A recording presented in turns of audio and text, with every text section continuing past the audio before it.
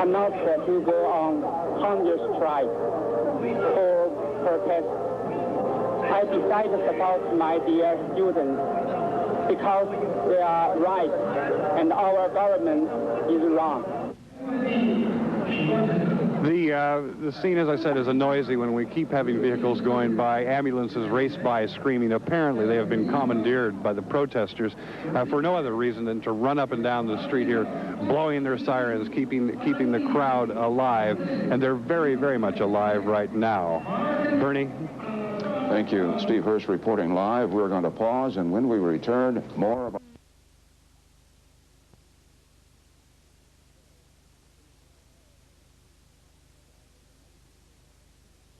Doors in the Great Hall of the People. There's a major shakeup apparently at the top of the Communist Party, and for more on that we go to Beijing, CNN's Beijing Bureau Chief Mike Shinoy. It was a day that began with a gesture of reconciliation. Communist Party Chief Zhao and Premier Li visiting Tiananmen Square to appeal for an end to the student hunger strike. It ended in confrontation, with the Premier announcing that the army had been called in to suppress the demonstrations, and Communist Party Chief Zhao reportedly in political disgrace. In between, huge crowds again surged through the center of Beijing. People from all walks of life, workers, taxi drivers, shopkeepers, even some peasants from the countryside, all lending their support to the hunger strikers' demand for freedom and democracy. At the same time, over 100,000 people demonstrated in Shanghai, where 300 students had begun their own hunger strike. The center of China's largest city was paralyzed, overshadowing a port call by the U.S. 7th Fleet.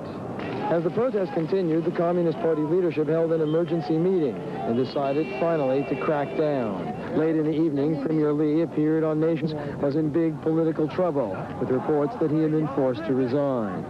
If true,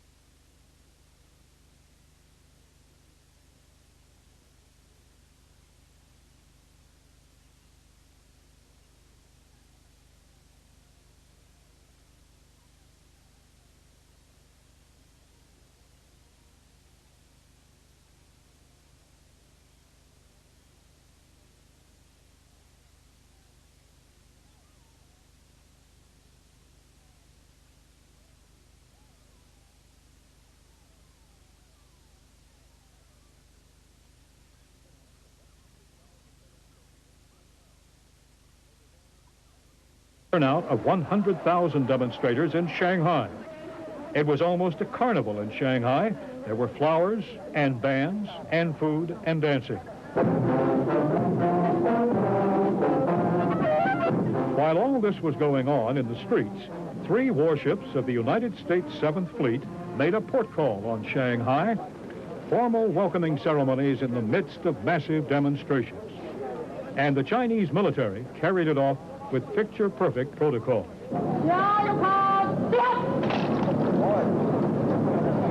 In Tiananmen Square, as dusk approached, the Chinese State Council issued a warning to the students. All demonstrations would be banned in both Beijing and throughout the country effective at midnight. Student leaders asked the hunger strikers to leave and seek hospitalization, and the remaining protesters to stage a sit-in demonstration. As the deadline approached, there were rumors of troop movements and... There are a dozen tanks across the street here, and looking down at the people who have turned out to see what has happened overnight, and many are horrified at what they're seeing going on. There are buses burning in the street, but the troops, and there are thousands and thousands of them on Tiananmen Square, have absolute control right now. They have brought supplies in, and they have brought tanks into the square and armored personnel carriers. A helicopter was just circling over their head. They do have the square and intend definitely to keep it. CNN camera person Cindy Strand has just returned to us a few moments ago. She has been in the square all night long. When the troops moved in, she was there. Cindy, what happened when the troops rolled in? Well, it was quite eerie. About 4 o'clock, they turned the lights out in the square, and this just followed the announcement by the students that they were willing to negotiate to leave peacefully. The lights went out, and they began singing and chanting the International Now, and citizens started coming into the square and singing the song with them. And at this point, soldiers started coming out of the Great Hall of the People and surrounding the entire square. And riot police also came from the back of the square and aided in surrounding the square. And then about 5 o'clock in the morning, there was a huge rumble as the armored personnel carriers surrounded the monument. And we could see soldiers walking up to the monument. Later, we talked to some students who had fled from the monument, and they said the soldiers were firing into the air and clubbing them with metal rods and forcing them to flee, and they were fleeing and trampling each other. These students were beaten and bleeding. But how did the shooting start? What led? The students apparently were kneeling down. They were peaceful. They were not resisting on the square? Yes, the students we talked to said they had put down their sticks and the any kind of small device they could use to protect themselves. But they had put these down, and they had put this all down. They were sitting peacefully when the APC started surrounding the square and the soldiers moved up on the monument. All the students at this point were gathered up on the monument. What kind of shooting did you see on the square? Well, the only thing we could see is the tanks and the soldiers going up. The students told us that the soldiers were firing up in the air. Now, back away from the monument, there was a lot of firing sporadically in all directions. All right, CNN Cindy Strand, we're back here safe. Rick, the situation is anything but stabilized here.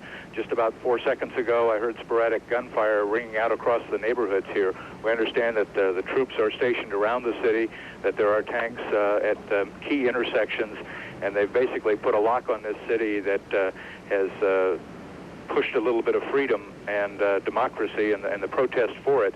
What the government says too far, and they push down on them with a large sledgehammer overnight. Tom, quickly before you go, you mentioned, you said the words, "We are back here, we are safe." We understand that one of our producers, Donna Liu, was in custody for a while. Tapes were confiscated. Are all of our people safe now?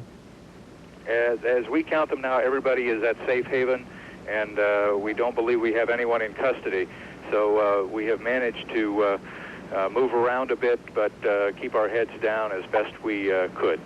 All right, thanks, Tom. Shots. We could not see the casualties. We were around the side of a building when that gunfire erupted. It went on for a minute, perhaps a little bit more than a minute, more than enough time to hit 10 people. We cannot, however, confirm that casualty figure at this point, but we do know that that exchange did take place, that the Army did again open fire. This is 12 hours after the initial use of firearms to crush this rebellion.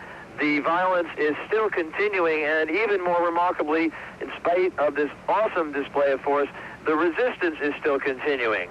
There's no firm word yet on casualties. There are all sorts of estimates varying wildly.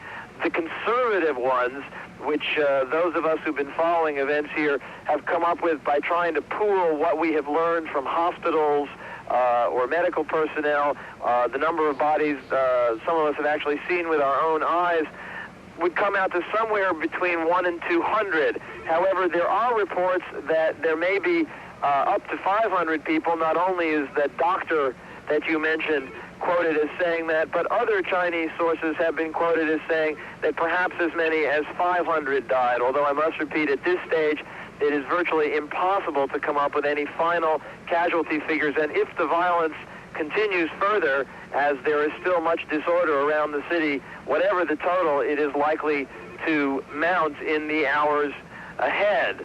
Joining me now is my colleague Tom Mintier, who has been with me in and around Tiananmen Square area for the past 2 days watching this drama unfold, and he has some observations about what has happened.